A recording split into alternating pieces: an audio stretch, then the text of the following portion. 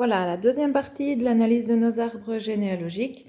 On repart à la page 8 de votre dossier et on voit la transmission d'un allèle dominant et autosomique. Comme d'habitude, la première question à se poser, est-ce que l'allèle est dominant ou récessif?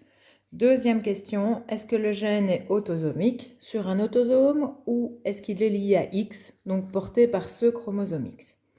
On répond à la première question en observant l'arbre généalogique. A-t-on la certitude que l'allèle responsable de notre caractère présence d'une mèche de cheveux blancs est récessif? Pour ça, voilà ce qu'on devrait trouver. Deux parents qui ne présentent pas le caractère, qui ont un enfant, un garçon ou une fille, qui présentent le caractère. On vérifie sur notre arbre, est-ce qu'on observe ça? Bien, ces parents ne nous aident pas, ceux-là non plus.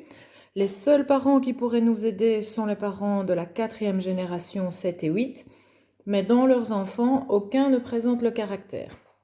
On ne trouve donc pas la certitude que l'allèle est bien récessif. On continue notre réflexion. Si l'allèle n'est pas récessif, a-t-on la certitude qu'il est dominant? On pencherait vers une dominance de l'allèle, mais sans certitude.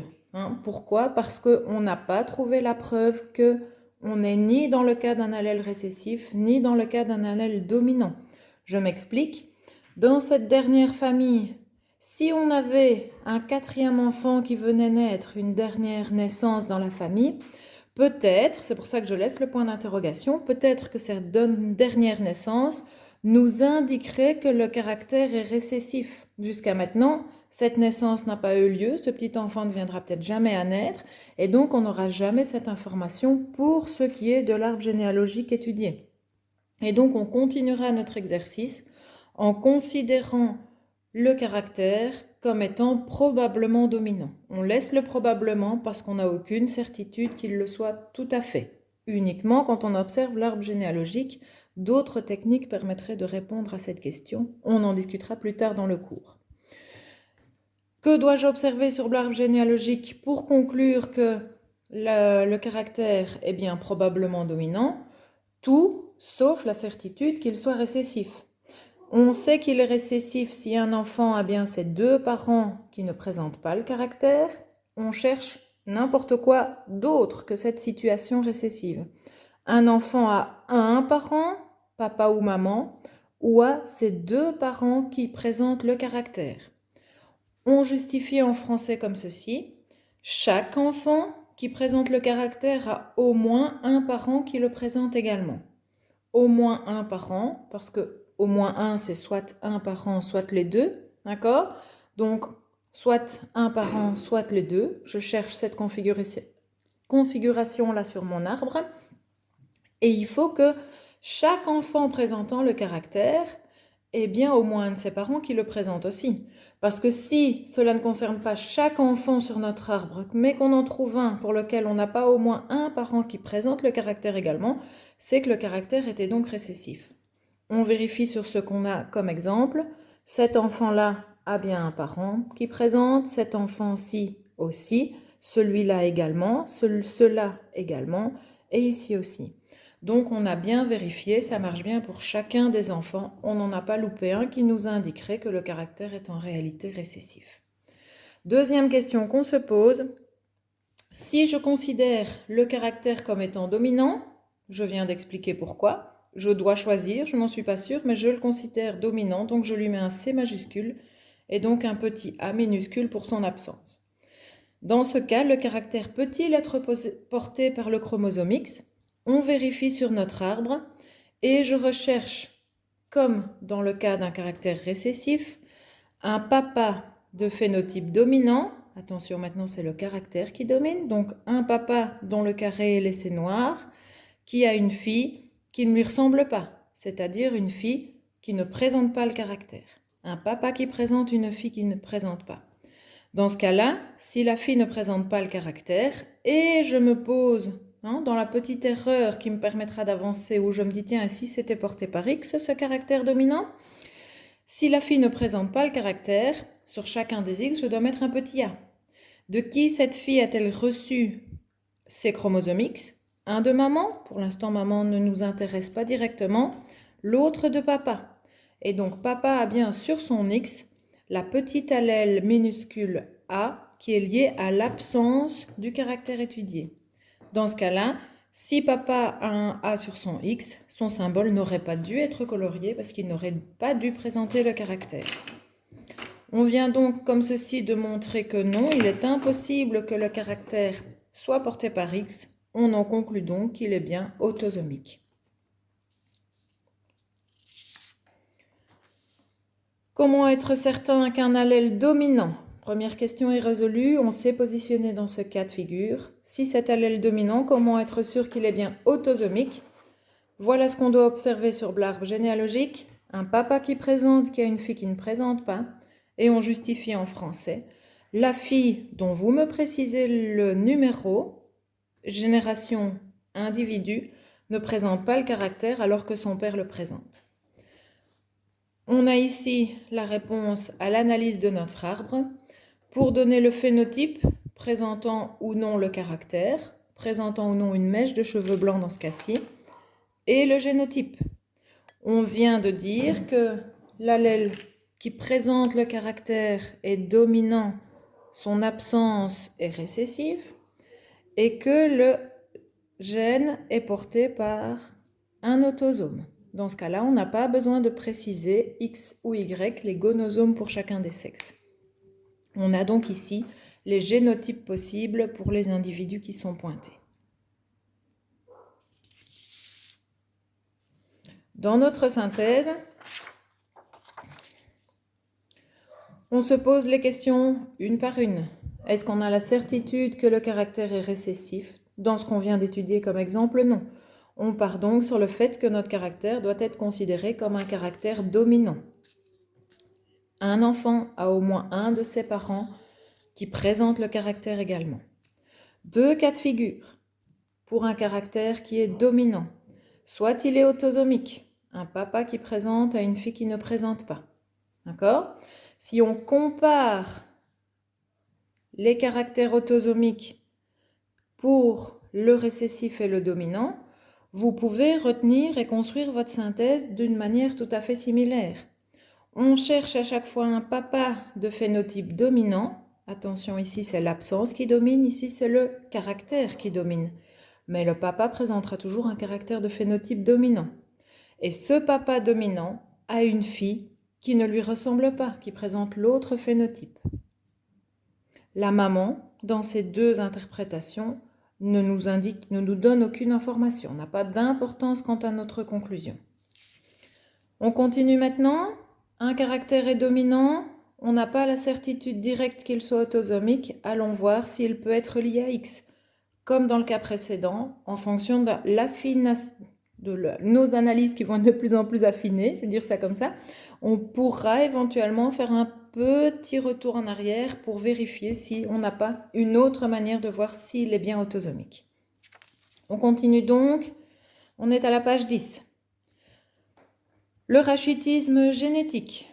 Est-ce que l'allèle est récessif? Non, on n'a pas la certitude, on n'a pas les deux parents ne présentant pas qui ont un enfant au moins qui présente. Ça, on n'a pas. Donc, on doit le considérer comme probablement dominant. D'ailleurs, si on vérifie sur notre arbre, chaque enfant présentant le caractère a au moins un de ses parents qui le présente. Celui-ci et celui-ci, c'est leur papa. Celle-ci, c'est sa maman, etc. Ça marche à tous les coups, à vérifier. On continue donc dans la deuxième question avec un caractère qu'on considère comme dominant. Grand C, petit a. A-t-on la certitude qu'il est autosomique? Je reviens sur la synthèse. Il est dominant. On se pose d'abord la question autosomique. Est-ce que je trouve un papa et sa fille? Je vérifie. J'ai bien un papa qui pourrait être intéressant ici, mais aucune de ces filles n'est comme attendu dans le cas d'un caractère dominant autosomique, c'est-à-dire ne présentant pas le caractère. Ce papa-ci n'a pas la fille qui me permet de conclure non plus. Au vu des informations de mon arbre, je dois donc me dire, il est probablement lié à X. Je bascule donc dans la catégorie dominant lié à X de ma synthèse.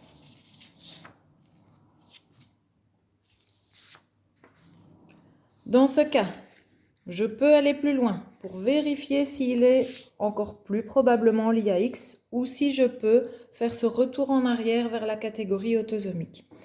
Je choisis d'étudier une famille composée comme ceci. Le papa présente le caractère, la maman ne présente pas le caractère. Papa XY, si on reste dans l'hypothèse qu'il est bien lié à X. Maman XX. Maman ne présente pas le caractère, elle a donc 2 petits A récessifs sur ses X. Papa présente le caractère, il a donc un grand C sur son seul X. Cette famille donne naissance à des garçons et à des filles. Si on regarde les filles, 2 X dans leur gonosome. De qui ont-elles reçu ces 2 X? Un qui provient de papa, l'autre qui provient de maman. Papa apporte son X qui porte l'allèle grand C, caractère dominant. Maman un petit a. Si on analyse le génotype de toutes les filles, elles doivent donc toutes présenter le caractère. On ne peut pas trouver une fille qui ne présente pas le caractère, sinon de toute façon on se retrouve dans le cas précédent. Et donc là, on aurait pu voir qu'en fait il est autosomique. Ouais, si une fille ne présente pas le caractère, il est autosomique. S'il est lié à X, toutes les filles doivent présenter le caractère. Je regarde maintenant les garçons. XY, sur le Y, pas l'information concernant mon caractère. Sur X, oui, évidemment. Le Y a été reçu de papa. Le X a du coup d'office été reçu de maman. Maman n'a qu'un petit A à apporter sur chacun de ses X, et donc les garçons ne doivent en aucun cas présenter le caractère. Si je trouve cette famille avec un garçon qui présente un caractère, petit retour en arrière dans mon analyse, papa qui présente, maman qui présente pas. Tous les fils ne doivent pas, toutes les filles doivent, si ça confirme mon probablement lié à X. Par contre, si je trouve dans cette famille un garçon qui présente, l'opposé de tous les garçons qui ne présentent pas, un garçon qui présente, hop, ça me donne une conclusion tout autre, il serait autosomique. Dans ce cas-ci, toutes les filles qui présentent, aucun garçon qui présente, le caractère est donc probablement toujours, on pourrait toujours avoir une naissance supplémentaire qui me donne une information contradictoire, mais ici probablement lié à X. J'analyse mon arbre. Dans les phénotypes, une femme ou un homme qui présente ou qui ne présente pas le caractère. Et ensuite, les génotypes. Je me souviens pour les génotypes, le caractère est dominant, son absence est récessif. Et attention, ce caractère est lié à X, donc je dois bien préciser les gonosomes en fonction des sexes et imposer l'allèle grand C petit a uniquement en ce qui concerne le chromosome X. Premier individu, 1, c'est l'homme tout en haut de notre arbre. C'est un homme, je lui écris XY. Uniquement sur le chromosome X, j'indique l'allèle qui permet de rendre compte de son phénotype. S'il présente le caractère, je mettrai donc un grand C. Par contre, 2, 5, cet homme-ci, XY, je n'ai droit qu'à une petite place sur le X. Il ne présente pas le caractère, je lui mets l'allèle absence de caractère petit a. Pareil pour l'individu 2, qui est aussi un homme ne présentant pas le caractère. Elle présente le caractère parce qu'elle a une allèle grand C, responsable de son phénotype, et une allèle récessive petit a. À nous de vérifier si on peut choisir entre ces 2 génotypes. On vérifie par rapport à son ascendance, ses parents, ou sa descendance, ses enfants. Cette dame a bien sa maman qui ne présentait pas le phénotype et qui donc avait 2 petits a sur ses gonosomes. Elle a nécessairement, cette maman, dû donner un chromosome X pour sa fille, qui portait l'allèle petit a. Je vois ici que je me suis trompée d'individu. Je cherchais l'individu 3,5, 3e génération, 5e individu. C'est une dame. On corrige ensemble. Une dame, donc, 2 chromosomes X. Cette dame ne présente pas le caractère. Absence de caractère, allèle récessif que je dois indiquer 2 fois.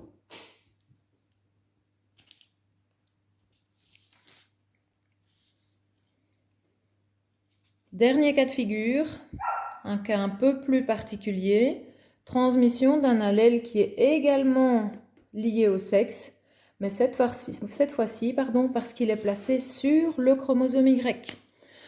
On se souvient, 2 chromosomes différents dans les gonosomes masculins chez l'homme, 2 chromosomes X identiques chez la femme. On étudie dans ce cas un caractère qui est positionné, par exemple ici, uniquement sur le chromosome Y et pour lequel on n'a aucune correspondance sur le chromosome X. Donc on aura une représentation au niveau de Y chez l'homme et 0 représentation parce que la femme n'aura jamais ce chromosome Y. Et donc, comment observer qu'on est bien face à la transmission d'un allèle qui est lié à Y? Aucune femme est atteinte.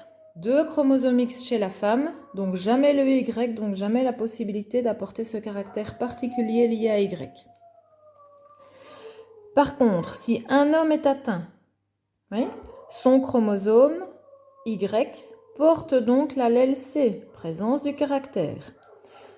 Quand ce papa donne naissance à des fils, il leur transmet le chromosome Y pour que ce soit des garçons, sinon ce serait des filles. En transmettant ce chromosome Y, il transmet aussi le gène et donc dans ce cas-ci, l'allèle représentant la présence du caractère dans le génotype. Et donc tous les fils d'un individu atteint, d'un papa qui présente le caractère, présenteront toujours le caractère. A l'inverse, si papa ne présente pas le caractère, il a l'allèle absence de caractère sur son chromosome Y qu'il va donner à ses fils pour que ce soit des garçons, et donc aucun de ses fils ne présentera jamais le caractère. Voilà ce qu'on observe sur l'arbre généalogique. Aucune femme atteinte. Si papa présente le caractère, tous ses fils le présentent. Si papa ne le présente pas, aucun de ses fils ne le présente. On étudie notre arbre généalogique. Petite particularité ici, vous voyez que l'individu de 5 a 2 descendances avec 2 compagnes différentes.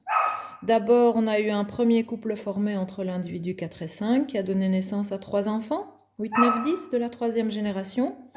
Et ensuite, cet individu, dans une seconde union avec sa 2e compagne, a donné naissance à 3 enfants supplémentaires.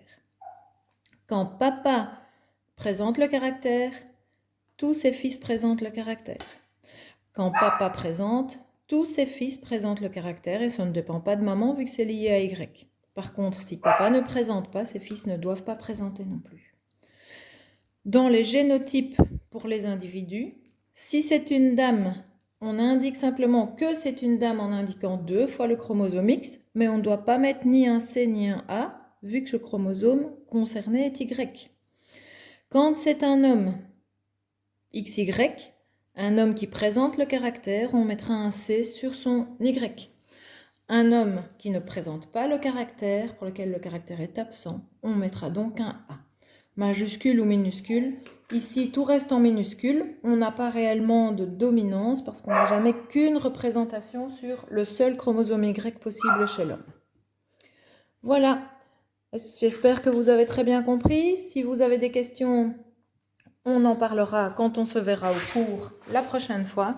Sinon, en attendant, vous pouvez commencer les exercices, qui sont les exercices de notre dossier à partir de la page 13, aussi les exercices du livre à la page 69. Et je fais tout de suite une petite vidéo qui vous permettra de répondre et de vérifier vos réponses à ces exercices. Voilà, bon travail!